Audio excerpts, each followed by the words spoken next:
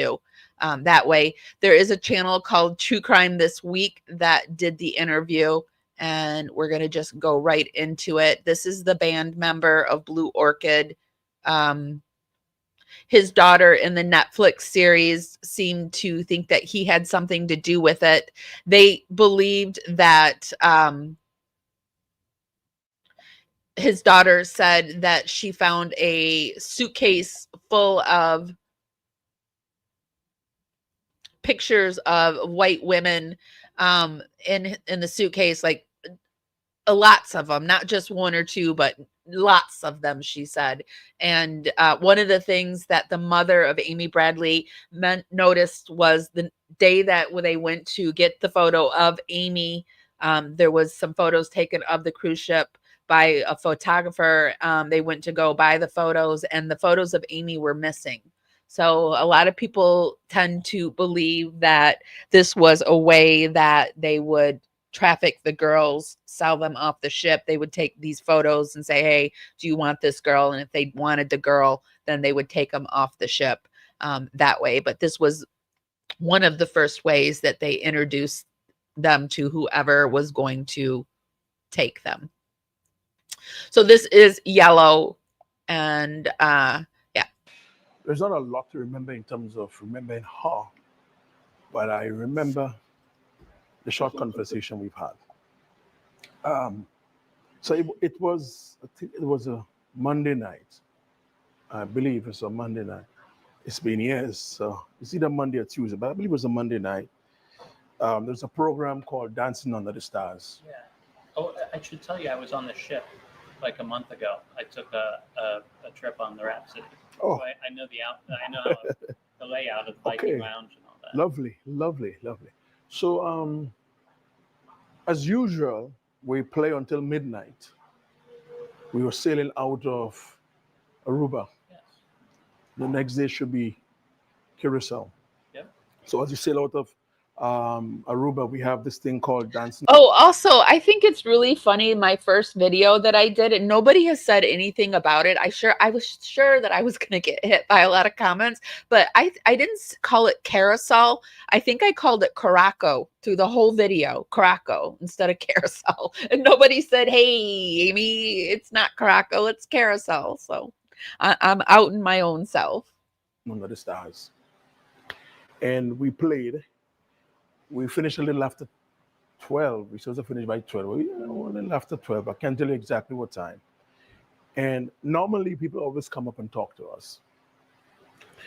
And I remember her clearly coming across when we finished playing and came across to me and said, hi, good set. I mean, back then when I played, I jump around a lot and all of that. And many persons would have always compliment or talk about my way of entertaining. So I said, thank you, like normal. And then she said to me that she blows a saxophone. I said, okay, interesting. What do you blow? And first thing, like, what kind of music you like? And but at that time we were packing up. The band was packing up. Yeah. And I said to her, because that used to be my line. Once we finished play, we would go up to the lounge. What's this called at the time? What's the name of the club? I thought it was interesting too. I heard in an interview that I guess the people that work on the ship have to be in their quarters by a certain time. They can't just hang out all night with the passengers. But yet those two girls saw him with Amy at like 6 a.m., but maybe they're allowed to come out at 6 a.m. But Amy was seen dancing and drinking with Alistair Yellow Douglas on the ship. All that night before she disappeared, and Yellow claims he left the party at 1 a.m., but other witnesses claim to have seen him with Amy on the upper deck between 5:30 and 5:45. So it wasn't even 6 o'clock. And witnesses also claim to have seen Douglas hand Amy a drink during this alleged encounter. Douglas was seen leaving the upper deck alone shortly after 6 a.m. He was questioned by the FBI and underwent a polygraph test, which he passed. However, Amy's brother Brad found Douglas's demeanor suspicious when he approached him after Amy's disappearances. According to the family, he knew about the disappearance before everyone else on the ship did. Apparently, hold on, I'm going to sneeze, I think. Whew. Oh, my nose is tickly. Okay, so however, and Douglas maintains his innocence and that he didn't do this. Came from the Viking hunch, yeah. And we will hang there, but we would only hang until 1 o'clock, 5 to 1, 10 to 1, because as entertainers, we could hang, but we need to be out of the area by 1 o'clock. Yeah. So I went down like I normally do, changed my clothes, had a quick shower, and I came up. When I came up, she was on the deck, on the decking outside. Ah. So she saw me and she said, hi. And I said, hi, hi. But she was smoking a lot, you know, and that's not something I know or like. I growing up in Grenada, you hardly ever saw people smoke. And I was young, so it was like not a norm for me. Yeah. So we went up to the club because that's where I was going. How strange that he brings up that she was smoking.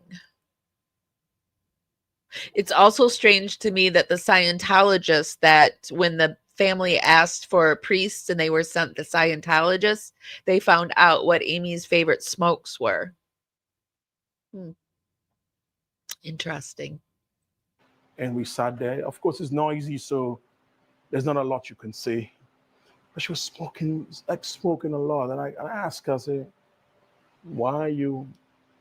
For me, it's uncomfortable. Hey, Amber, I didn't know that you were following this case. It's good to see you. And it's like, why are you?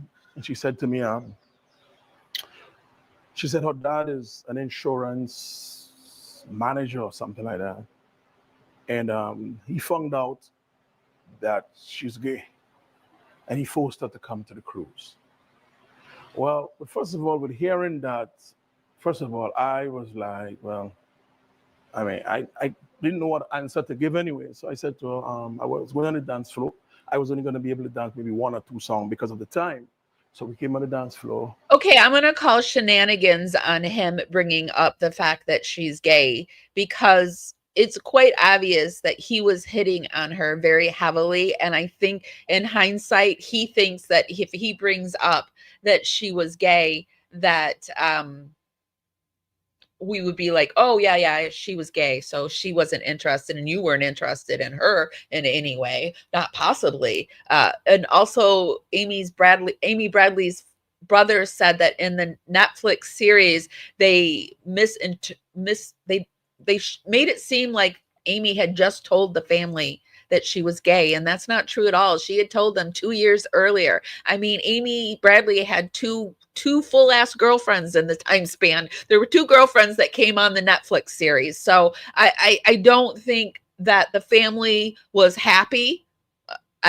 The homophobia was rich and ripe in the 90s. It still is rich and ripe, but it was even more out in your face. So I bet they weren't happy about it, but I don't think they forced her on this cruise ship.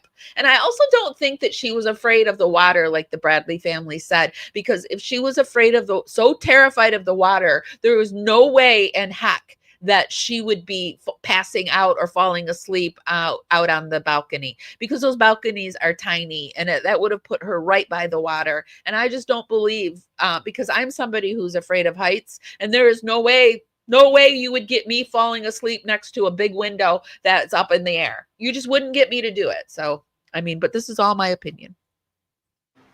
Dance. We both were on the floor. I know there were cameras that took you photos are of us dancing. I remember seeing all of that. You are. Amber says that she's having someone on her show, Into the Weeds podcast, about the myths of trafficking. Oh yes, I'm in. I'll be looking for it. Yeah, yay. Not And yay. I don't want you guys to think that yay, trafficking's horrible, but I think that it is so important for us to learn about this, because it's not just happening to adult women, you guys. It's happening to children too. And it's time our world wakes up to all of this and talks about these uncomfortable things. Because I'll admit, I didn't want to talk about this about a year or 2 ago. It was very uncomfortable, but I think it's time, even in the day and age where Ashton Kutcher was running Thorn, which was supposed to be helping traffic kids, and look what he's turned out to be. So it's even people who are doing it are hiding within the very organizations that are supposed to be helping. So there's a huge problem in our world with this. 5 minutes to 1, I said, look, I have to go. I've got to be out of passenger area. And I left. That was my last conversation. And That was the last time you saw her. last time I saw her, What was your response when she told you she was gay? that's not something I'm used to. Yeah. So I really did not know. I just thought it was wrong that they would have forced her to come, on the cruise because they find out that she was gay. But there was not much I could even say about it because it's not something I was used to. Yeah. So I just left it as, How do you? Well, he's not used to the smoking, so he just didn't say anything about that. And he's just not used to the gayness, so he didn't say anything about that. I think these are all made up stories because he has nothing to back them up. He has usually lies are rooted in some kind of truth, but he's not even elaborating. So I don't even think this is like rooted in any kind of truth. I think he's just lying. About that in general. The good lies are, I should say, rooted in truth. That's how you make it sound believable. And he's not even trying to make it sound believable. I have an adopted brother who's gay. And I have some friends who's gay. And on the cruise ship, there were some musicians who were really close to me that was gay. But I remember telling one of them, we can be friends. We can talk. Once you're going to keep it appropriate, because this is not something I am used to. Okay, so I think this is some truth here. I think he did have some gay people, and so he's trying to pull in truth to make this sound like a better lie. What do you guys think? I just don't believe this. I don't believe that she would just say to this band guy, I'm gay and my family made me come to this on this cruise ship. I don't know. I mean, I grew up in church as a little boy. And we never talked too much about Maybe though, I do know that Amy said to her brother that this Alistair, this yellow guy, made a pass at her. So I could hear her saying, I'm gay, like no passes. So maybe that's what happened. I think that's it. We just landed on it. I feel it. I think he made a pass on her and she was like, I'm gay. these things in church as little children.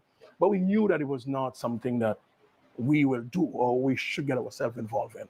And as a young boy at that time, didn't know how to relate to anyone like that. So I had friends, but we would talk, we would play music together. On the ship, we would talk, but I would not be in the circle so much because that was like kind of different to me. Why do you think she told you that?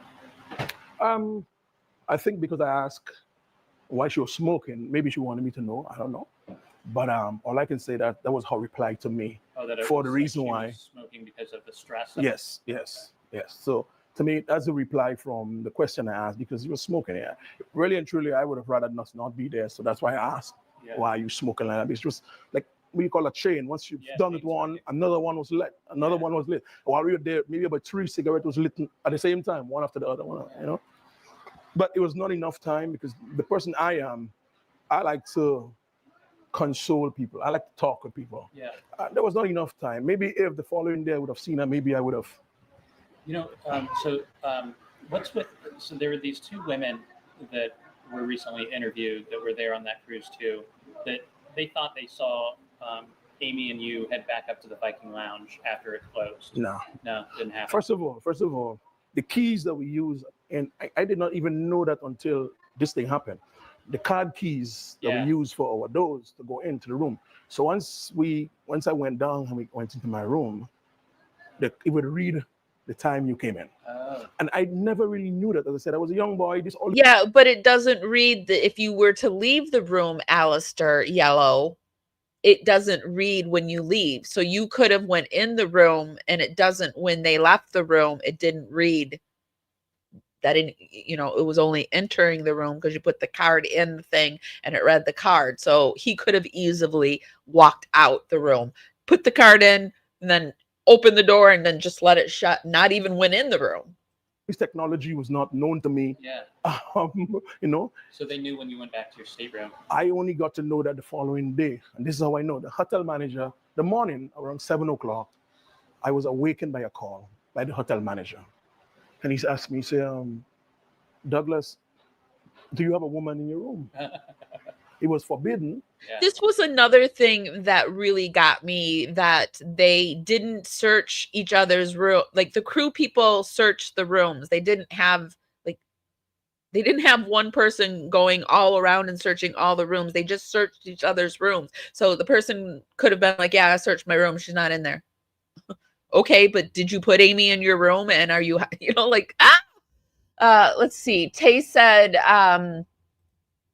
he's also jumping to extremes. Like, why would his friends come on to him? Exactly, romantically. That doesn't usually happen. I've had gay friends. Have I ever had a gay friend come on to me? No, I don't think a gay friend has ever come on to me. It's like he knew he crossed some boundaries and he's trying to deflect that. Yeah, I agree. It was forbidden bringing them in our room. Usually if a gay friend likes you, they will avoid you. It's traumatic for them. They don't, I don't know. I don't believe it. I don't believe the story, but I do believe that maybe she did tell him she was gay to get him to stop hitting on her. I do maybe believe that. Going into a room, it was forbidden dating. But and I'm going to be very straight to you. In my life, I've been in Royal Caribbean for a little over 5 years. And I've sit and talked with a lot of people, and we've made dates and stuff like that. But of course, 1 week, nothing could, Yeah. So he asked me the question, and I said no. And I asked, like, why? He said that the woman you were talking to last night at the club, we can't find her. So I said, okay. And he said, all right, I will call you back. The phone was hung up. Matter of fact, he told me, don't leave the room, but he will talk to, Wow. And it's, a matter of fact, right after that, from what I know, they ground the ship shortly after that, close it up, nobody can go out, nobody can come in.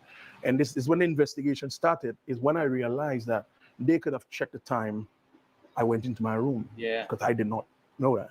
So I'm not allowed to be back out of my room until in the morning period. Yeah. So once I clock in at 1, sometimes I might have gone downstairs sometimes. Normally we would go downstairs, and if I'm hungry, I will go to the crew mess and all of that, and then clock in, But once I got in, I did not come back out until I got that phone call. And then I was told, don't leave the room. Matter of fact, it was both of us in the room, one of the other musicians. So each room, we were 4 musicians with the band. So each 2 in one room, 2 in another room, on bunk beds. So Oscar Alexander was the guy there with me on the top. I was at the bottom. Oh, so there was another guy in the room with you too? Yeah. Wow. Yeah, Oscar Alexander. And that was it. Then I wonder who the other guy in the room was. I wonder if we need to be looking at that guy too, because seems odd. I still think that he could, like I said, even the brothers mentioned that they didn't know exactly when Amy left, if Amy were to have left the room, because the card only clocks you when you walk in, not when you walk out. So I don't know. Then came the FBI. Yeah. They ground the ship. Did you have to take a lie detector test, or was They again, I go back to my innocence of these things. So of course, every person who would have interacted with her, the people who cleaned the room, the people who served her dinner, everybody was interrogated. I was put all of these things on me, and maybe did 1 or 2 or 3 because the sessions went on and on and on and on. I think it's also quite possible that he could have passed the lie detector test if he was only playing a role in this. I don't think one person was like just did it all. I think this was a whole ring of people doing it. I think we're going to take a look at the very end. There is a captain that talks about all the shenanigans that go on the high seas. So, I think it was a whole ring of people, not just one person. And on. Lie detector tests. what did they say to you afterwards? Well, at that time, they did not say anything much to me. They took the stuff off and they released me. But then It was followed up by a woman called Sherry, and I'm sorry she left a card with me, but that's years ago. Yeah. Sherry was an FBI agent. Yeah. She came to Grenada, Oh wow. met me at a hotel, and interviewed me a couple times. And at the last time she spoke with me, she said to me, "Listen, you are clear from this." She said That's to me, gonna be good to hear. "But of course, I mean, I was not really worried, like worried, because I know that I don't know anything about all of this. But at the same time, I was a bit nervous because this is a new thing for me. This is my name being mixed up in something that I don't know about, and I'm not used to this.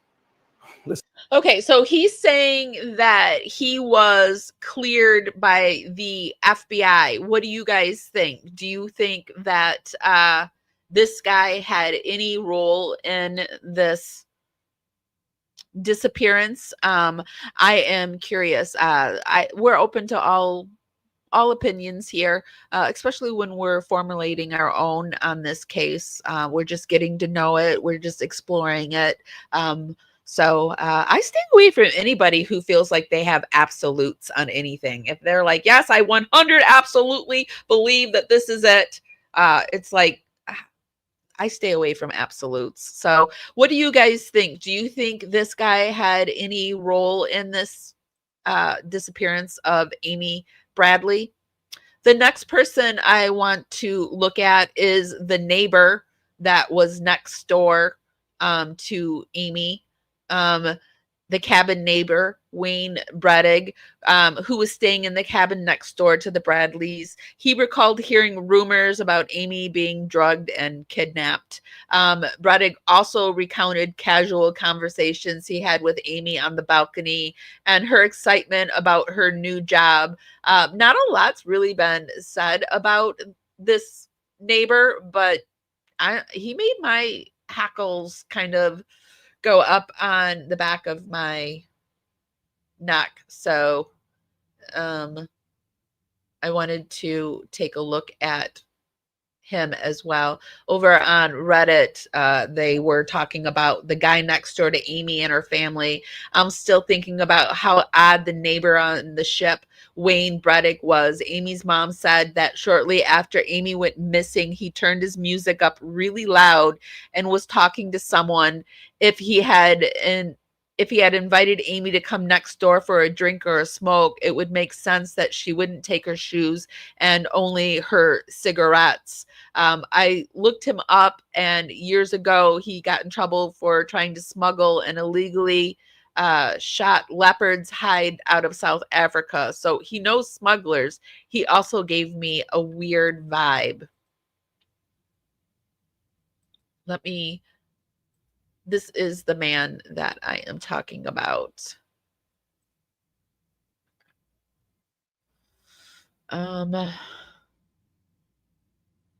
Yeah, I think Yellow is shifty. He was lying about something. I don't know quite what it was. I mean, I don't know.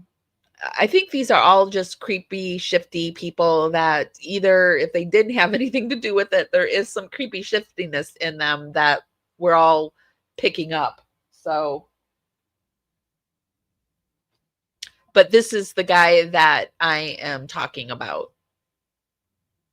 So back over on Reddit, people are saying this is ridiculous. Nothing whatsoever points to the guy next door having anything to do with Amy's disappearance. Her mom will be looking to suspect anyone and everyone.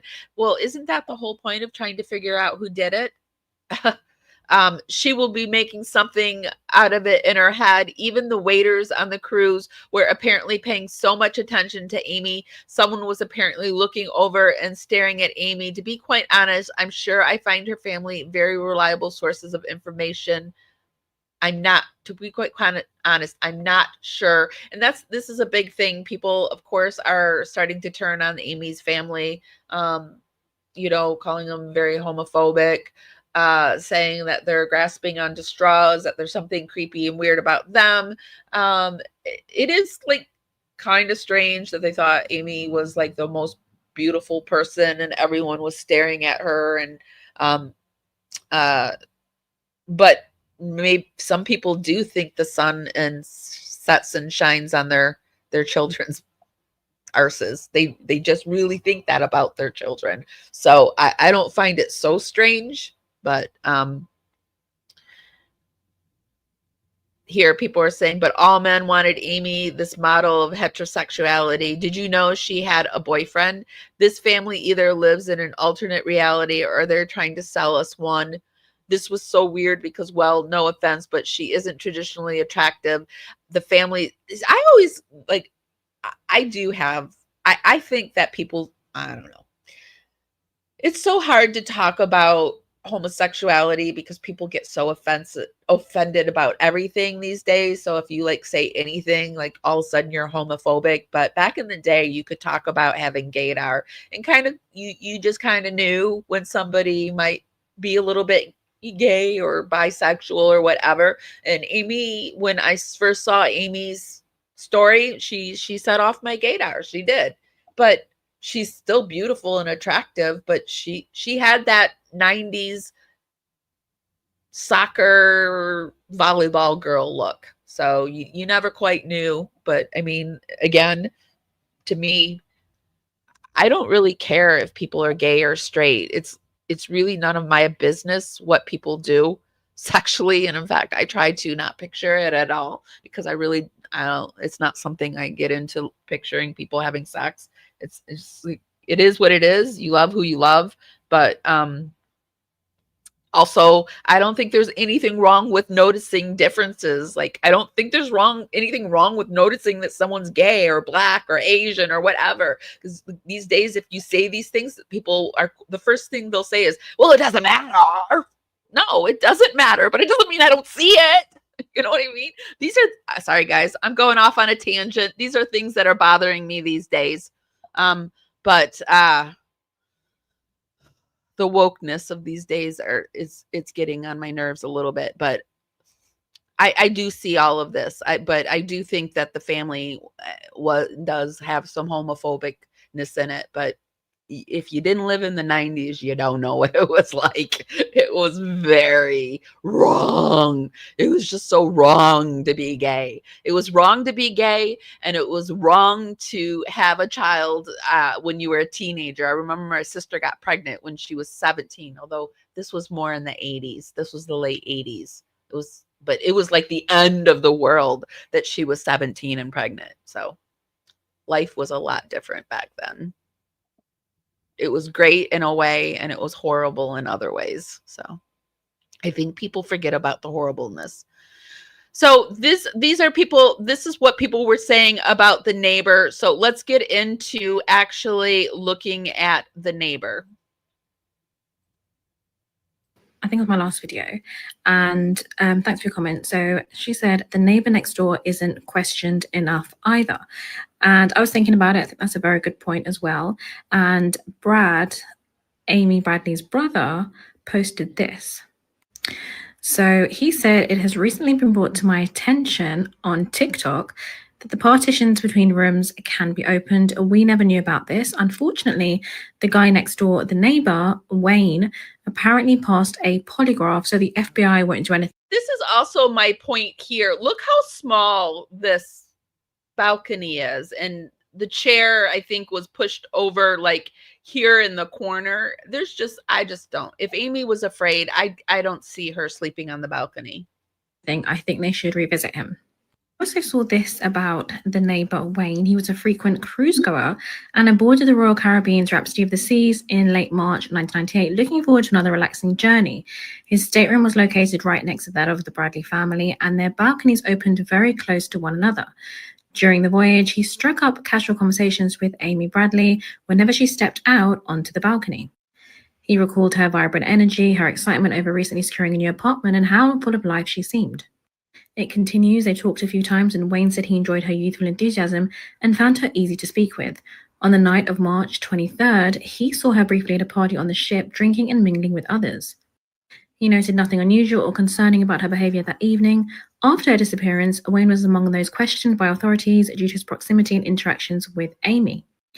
However, there was no evidence linking him to her vanishing, and he had not seen or spoken to her during the critical early morning hours of March 24th when she went missing. Let me know what you think in the comments below. So that is a little something on the neighbor. Here is another one.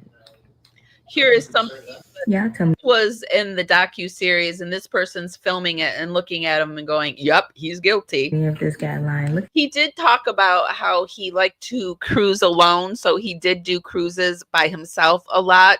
He said it's because nobody could stand to be around him or something like that. Like he's agreeable. Look at his face, like. Somebody could say that. Watch the twitching of his eyes. Somebody could say that. But I never had nothing to do with Amy Bradley.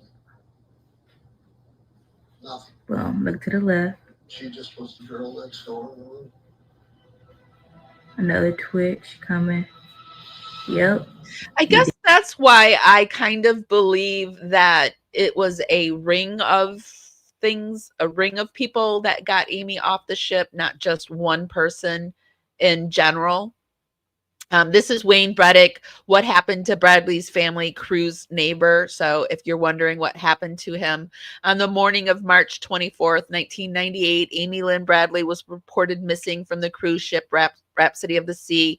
One of the first people to be questioned was Wayne Braddock, who had been staying in the room next door to the Bradleys. He had interacted with Amy during the cruise and was among the people who had been seen speaking to her. As the ship went into high alert and the investigation began, Wayne's proximity and timeline became important to authorities, and Netflix Amy Bradley is missing. He recalled the confusion of that day, shared his impression of Amy, and reflected on the strange and sudden nature of her disappearance.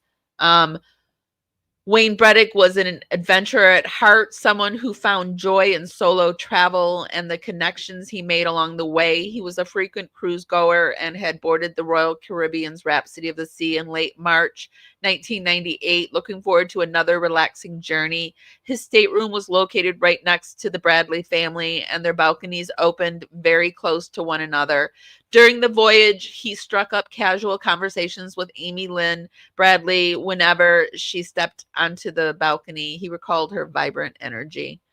They talked a few times, and Wayne said he enjoyed her youthful enthusiasm and found her easy to speak with.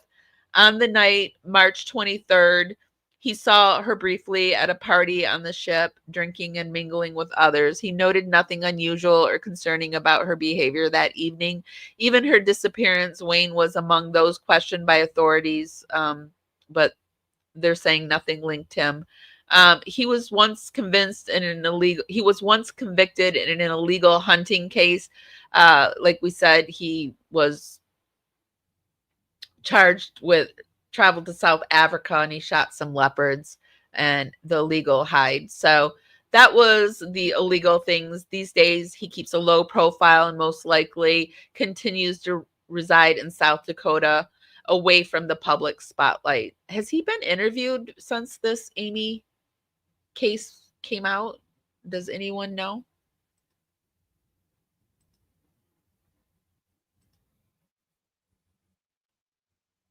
Hi, Jenna's Gypsy. How are you doing? Happy Saturday. So let's keep going. And the final person that I want to look at is the cruise director. Remember this guy?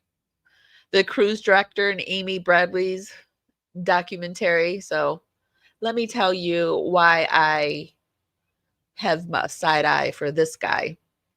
So the cruise director, Amy's family reported her missing to the cruise direct staff shortly after her disappearance.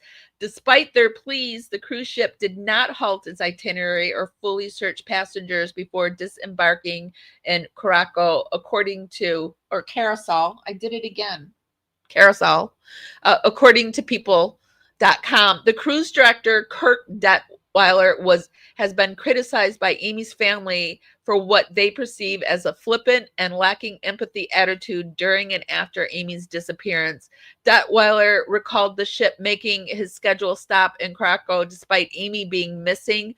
Detweiler has defended his actions, stating that as a cruise director, he had a responsibility to the rest of the passengers. Amy was missing. What could he do for Amy? He needed to take care of the others. So it was all about being generous. He is getting tons of backlash for his comments in the Amy Bradley is missing. And it like made me wonder, well, why was he so flippant? Is he part of this? And again, this is all just my initial research, but was he part of this ring of people that I think was involved? Maybe. He's completely deleted his social media, it says here. I was surprised to see he didn't express more empathy and a remorse. Yeah, it is weird that he didn't for how the situation unfolded. So I think the criticism is deserved. What do you guys think? We're going to take a look at this video who goes into more about this Kirk guy. Hey guys, if you could be sure to give this live a thumbs up, helps me out tremendously. And YouTube is rolling out their community section. So if you could share this live to your community section, and if you're on Facebook, if you could share it to your page or to your favorite group. I'm not really sure how Twitch does it. So however you do it over on Twitch, I'm still learning Twitch. So thanks guys. It helps me out a lot. Through the grapevine, she kind of bragged that she was a good swimmer, and when she saw the lights of curiosity. Okay, so from what I heard through the grapevine, she kind of bragged that she was a good swimmer, and when she saw the lights of Curacao, she was going to jump in the water and try to beat the ship ashore. 2,000 people were getting ready to get off the ship in Curacao.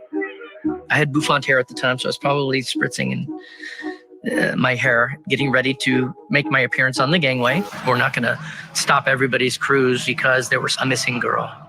That's one family's unfortunate incident, but we still had 2,400 people who paid a lot of money. And as cold as that sounds, that's the reality. You know, we still had a couple thousand people to entertain, feed. They were still on vacation. So we went back to, you know, normal operating procedure.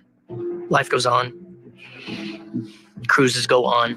So me and Archie just finished watching. Okay, so that's the guy that we're going to wrap this show up with and take a look at. Do you guys remember seeing this guy? Well, if you saw that Amy Bradley is missing, do you remember seeing this guy? He really made my alarm bells go off, especially for the flippant way that he reacted. It's just amazing. Watching the Amy is Missing documentary on Netflix, and here's what they didn't tell you. The 1998 disappearance of 23-year-old Amy Bradley from the Royal Caribbean cruise ship Rhapsody of the Seas has gripped true crime fans like me for nearly 3 decades. The Netflix series spotlights suspects like Alistair Yellow Douglas, a band member who saw Amy last, but barely mentions Kirk Detweiler, the cruise director. Yet, Kirk's comments sparked outrage, fueling the chilling possibility Amy was targeted for human trafficking from the start, with whispers that he and Yellow were in on a dark scheme to cover it up. So to me, it sounds like I'm not the only one that's thinking this was a ring of individual, a group effort, if you will, to snatch, steal, and take Amy off the boat. On a family vacation with her parents, Ron and Eva, and brother, Brad, aboard the Rhapsody of the Seas. Okay, I'm going to move forward and get it to where they're talking more about this Kirk. That Amy's still out there.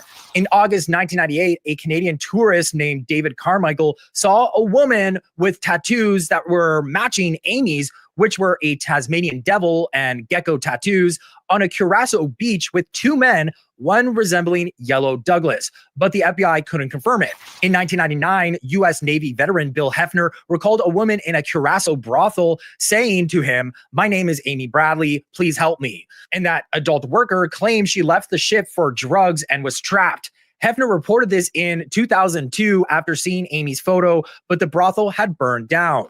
In 2005, Judy Moorer reported a distressed woman in a Bridgetown, Barbados restroom.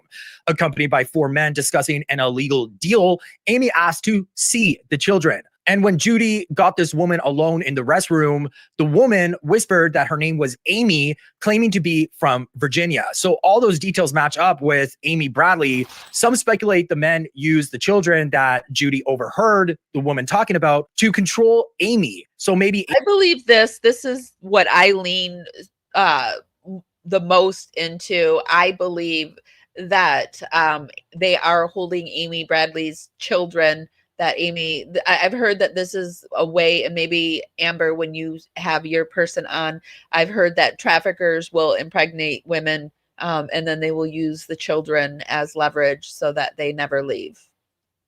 Amy is on this island of Barbados and has kids. That exact year, 2005, of that sighting, a photo of a woman named Jas on a Caribbean adult website was confirmed by the FBI to be Amy, with their features lining up perfectly. And IP spikes from Bridgetown. So very interesting. The FBI has lined it up that it is that was Amy Bradley. It just amazes me that people are denying that. They think that she jumped off a cruise ship that was docking. It was in a canal.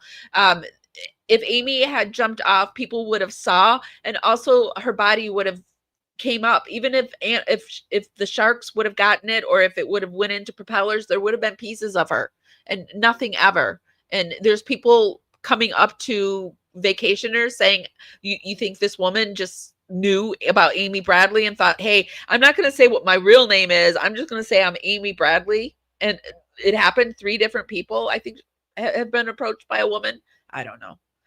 Sometimes I think people are crazy for the things they believe. But anyway, we're free thinkers here. That website mentions unverified claims of crew tied to escort networks, fueling the conspiracy that the crew was all in on it. Kirk Detweiler, a 20-year-old Royal Caribbean veteran, managed 2,400 passengers, but is glossed over in the documentary. His remark that Amy's case was one family's unfortunate incident, but we still had 2,400 people who paid a lot of money, drew backlash. I've concluded that the conspiracy theories about Amy Bradley are BS. I think she jumped or fell off. And I just think it's grasping at straws. A family that is not facing reality. Personally, I found the disgusting way he delivers that speech is disgusting to me. He brings out the Gen Xer in me. He brings out the hand that wants to cock the fist, that wants to go back and go boop right forward. Sorry, but we don't do that these days. We just envision it. That kind of insensitive and a little callous to make. Ex-users called him despicable, suggesting that he stayed silent for hush money. And his tone screams of a cover-up. Alistair Yellow Douglas danced with Amy, claiming he left her at 1 a.m. Passenger Lori Thompson saw them, however, in an elevator between 5 and 6 a.m. with Douglas alone shortly thereafter. Yellow's inconclusive polygraph and a bag of photos of Caucasian women found by his daughter, Amica, raised suspicions. I mean, why was he obsessed with all these white women when he came back from the cruise? Amica said his behavior changed post-cruise, with her mother citing hurtful comments. And it turns out that Yellow told Amy's brother, Brad, hey man, I'm sorry to hear about your sister, before any public announcement was made, which Brad, of course, found the Amy is Missing documentary. The fact that this guy is so blatantly cold and callous about the whole disappearance of her, whatever the case may be, this man is completely numb to the whole situation. And I tell you, I will never, ever in my lifetime go on a cruise ran by Royal Caribbean. And if I were Royal Caribbean, I would look into this guy myself. I would do my own internal investigation, because maybe if you look back from the late 80s when he started with the cruise line and the years that subsequently after, I guarantee probably find some more skeletons in his closet, i.e. missing people. Yeah, and the comments read, his level of being unbothered gave me the creeps. He's probably the ringleader of the whole operation, someone wrote. Everything about him and Yellow scream guilty. When he said wrong place, wrong time, wrong girl, and life goes on, I was fuming. He was sickeningly insensitive. He was in on it. He gave 0 Fs about her being missing. And of course, the cruise staff knows what happened to Amy Bradley. I just know it. Anyway, guys, what is your take? So that is, people are definitely wondering about the cruise director here. People is even looking at it. Amy Bradley vanished 27 years ago. Here's why her brother will never forgive flippant cruise director. I want to take a look at that article. And then we're going to take a look at that captain that I talked to you about all the things that are going on the sea. And also there is a Reddit that we're going to read about a Royal Caribbean worker and what they think about it. Man, I gotta sneeze again. Hold on. Ooh, excuse me. Amy Bradley vanished at sea 27 years ago. Here's why the family isn't going to be able to forgive the flippant cruise director.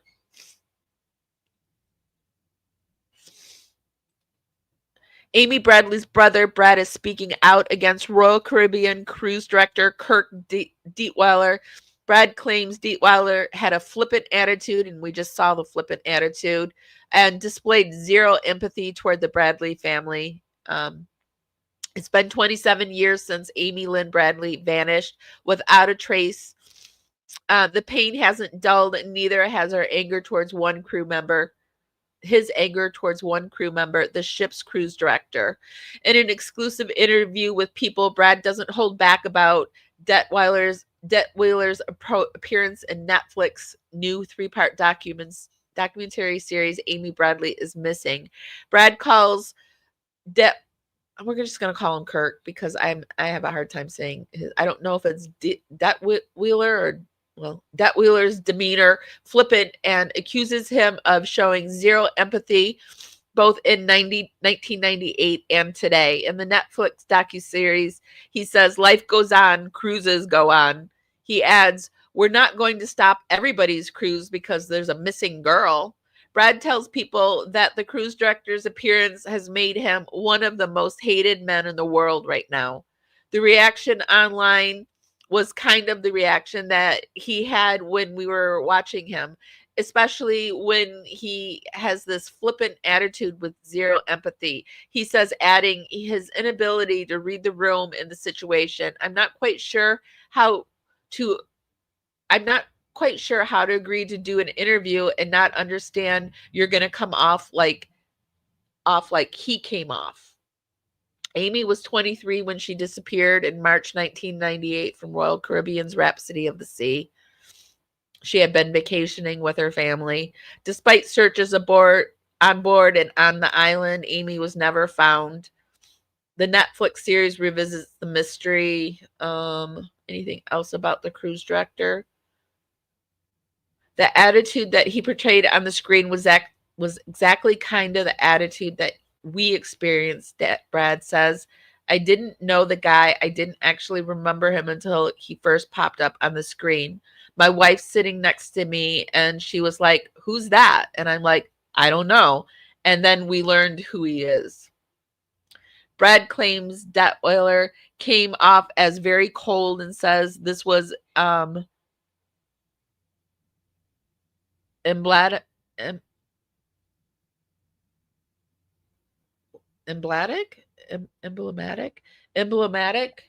of a larger problem within the cruise line industry, a lack of accountability. It's my opinion that how he portrayed himself, his feelings, and lack of empathy for the passenger is fairly representative of how these industries view the customers, he says. The Bradleys have said that in the days after Amy went missing, they were met with resistance and indifference from cruise officials. Security didn't immediately lock down the ship, and passengers weren't fully searched before disembarking. For Brad, Detweiler's comments in the docuseries reopened old wounds. We've all shared this kind of unexplained gut feeling that she's out there, he says, and she may or not be. Obviously, we don't know. The documentary, which details the unsolved case, explores what happened when Amy disappeared without a trace. moving on, I thought this was interesting. We have My Perspective, Amy Bradley is Missing documentary as a Royal Caribbean employee.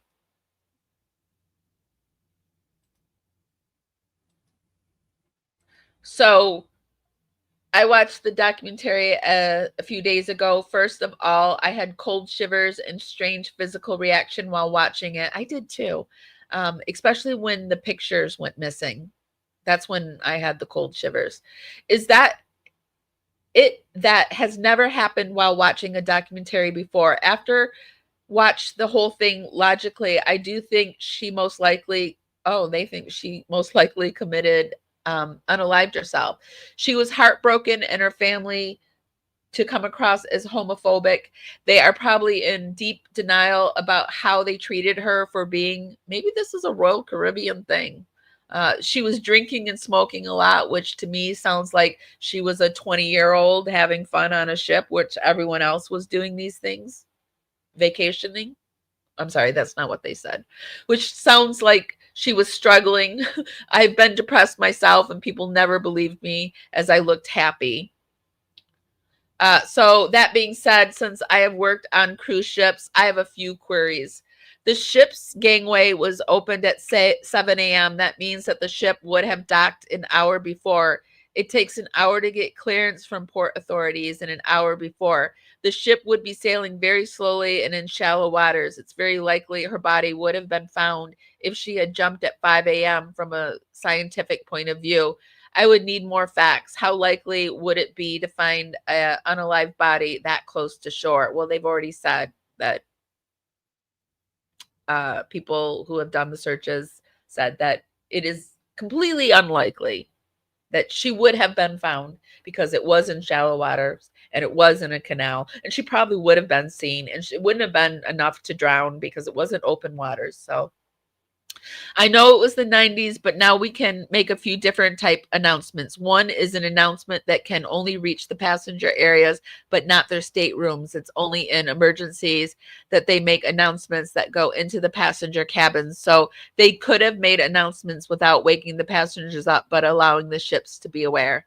The Royal Caribbean have made things difficult for themselves because they cleaned the cabin. Lots of people say that she was an adult and therefore it shouldn't have mattered that she had been missing for a short time, but she was a young woman and therefore she was vulnerable. I don't think they should have let the passengers off the ship. I don't think so either. And yeah, she was a young person and she could have, like, I mean, they did search the ship and they couldn't find her. I don't see why holding people up and saying there's a missing person. I mean, yeah. It wouldn't ruin my vacation if someone did that to me. I would have probably helped search for this person, but they have officers on watch 24/7. Why wouldn't anyone see her fall from the ship? I don't think the crew were involved. I can sense vibes from people. Okay. I didn't get a bad vibe from Yellow. Okay. I did get a bad vibe from the witness that said she saw Amy with him. Okay. If you think the crew were involved after they worked 10 to 14 hours every day to make the passengers have a good vacation, maybe tip them if you really think they need the money that much.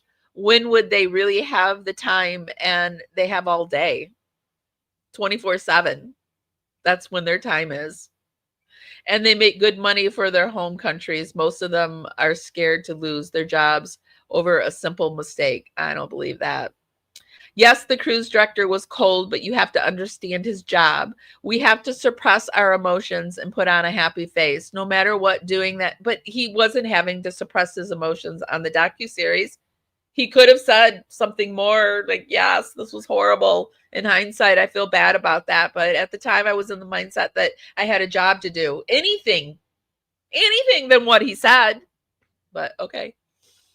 I even got 2 warnings while at work for not looking happy enough. Also, well, I can maybe believe it about you after, like, you have no, if you didn't get any warning signs from any of these people, then I don't know what to say.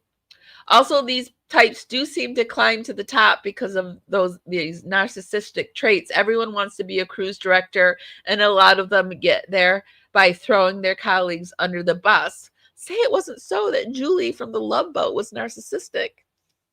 The Royal Caribbean do ignore reports of bullying. We had an anonymous hotline to report wrongdoings, and these would get ignored, or the people reporting would get sent home. I saw the whole shop team leave because of management, and then she got a promotion. I then saw the same thing happen in the entertainment team.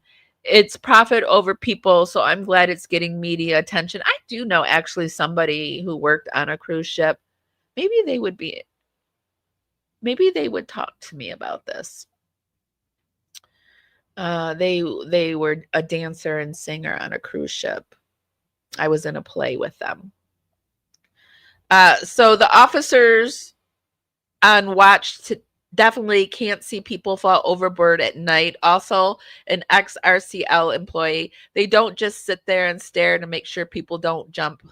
Their job is to make sure the ship is on course safely. This person says, I know Amy's case was in the 90s, but out of curiosity, do you know if much has changed as far as technical capabilities around this in more recent years? Like, I could imagine maybe technology could be created that would, for example, set off a sensor. This is a good point. If someone fell overboard, seems like they would have had something like that by then.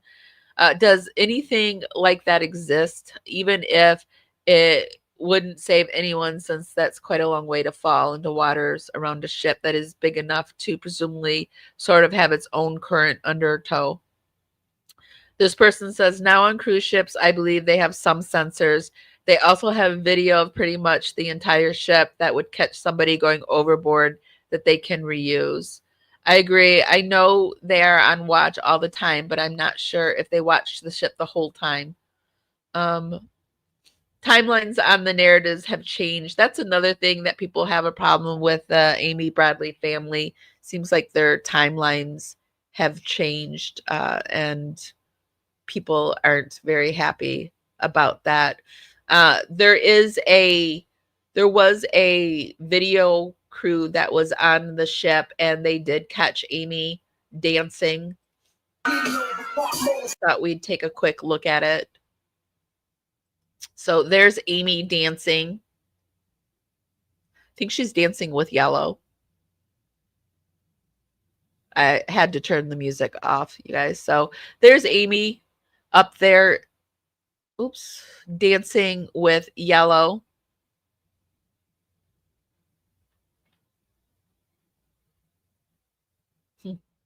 He wasn't even really that attractive when he was young. No offense. Like, beauty is in the eye of the beholder, but he kind of looks the same as he does now that he's old, which is weird because usually that's not the case. So this is so 90s, isn't it? I love it. I love 90s fashion. So this was Amy dancing on the ship with, here Amy is up over here with, I think Yellow's not there.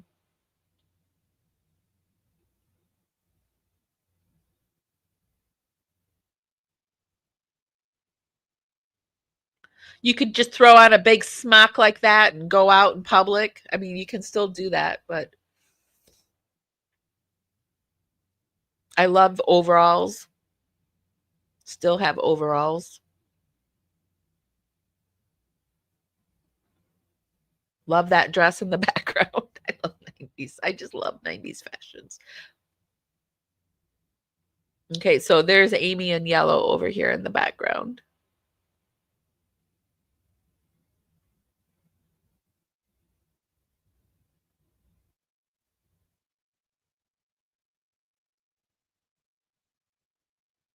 Is that Amy in Yellow back there? Ooh, they're dancing really close there. If that's Amy in Yellow back there. That is Amy in Yellow back there. See, there they are. Doing a little dirty dancing.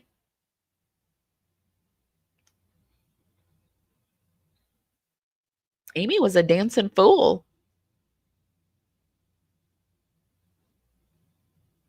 Do you guys remember Amy Fisher? We had this party in college, and it was a T-shirt signing party, and I was really into Amy Fisher at the time. And on all the T-shirts, I wrote "Free Amy Fisher" or "Amy Fisher was framed." I don't know why that reminded me of this, but this Amy Bradley case kind of made me think about the Amy Fisher case. So that was Amy dancing. So, and I wanted to wrap up the night with the day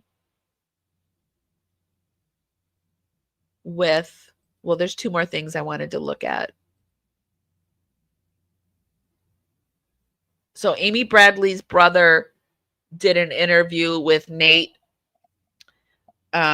who covered the Lori Vallow case, and I wanted to take a look, wrap it up looking at that. But first, I wanted to show you this. This is an article I found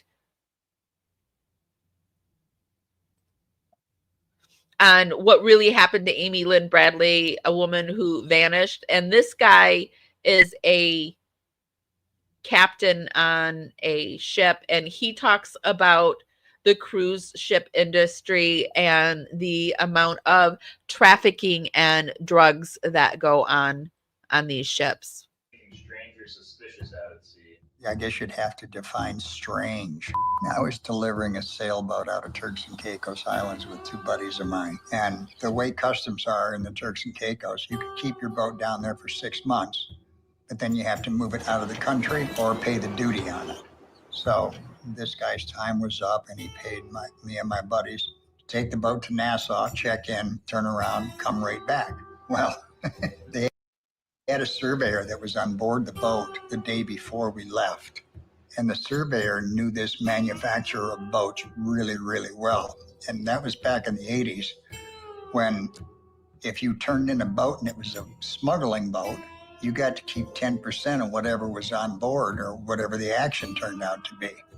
So this guy, this surveyor, after he did the job, he then promptly called the Coast Guard and said, "This is a drug boat, and here's how I know."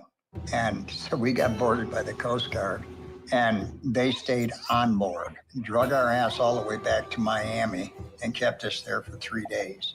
The drug hole that was on board was empty, but it was kind of a unique way they did it. This was a Formosa, and in the rear of the boat was the master cabin, and there was the galley, and then you'd move forward. There were some bunks over on the starboard side, and just opposite on the port side was a day head. One whole wall in the day head was a mirror, floor to ceiling. Had a little toilet paper holder right next to the commode. And come to find out, where that wall was supposed to be a bathtub, but that wasn't there. And behind the toilet paper holder, there was a little tiny pinhole that controlled electric magnets. So when they wanted to remove that wall, which was a mirror, they'd come down, put suction cups on it, stick a paper clip in there, trip the electric magnets, and remove the whole wall. Load it up with bricks of pot or whatever, put the wall back in place, you got your payday. We didn't get anything except hassle. I mean, they tore the boat apart, kept it, and then sold it for, I don't know, 10, 15 cents on the dollar, because, I mean, they went through it with chainsaws. They knew where the hidey hole was, but they just destroyed the boat. So do you guys get what I am laying down here? Do you see it? Do you think that possibly Amy Bradley was hid behind a fake wall somewhere on the ship? Do you get that? Do you get what I'm laying down? Could it be possible? Could it be possible that one of these ships came up to the ship and picked Amy up and put her in something like that? Possible. Baby, I'm dancing with you tonight. Here in the blue falling and hoping for some time with you.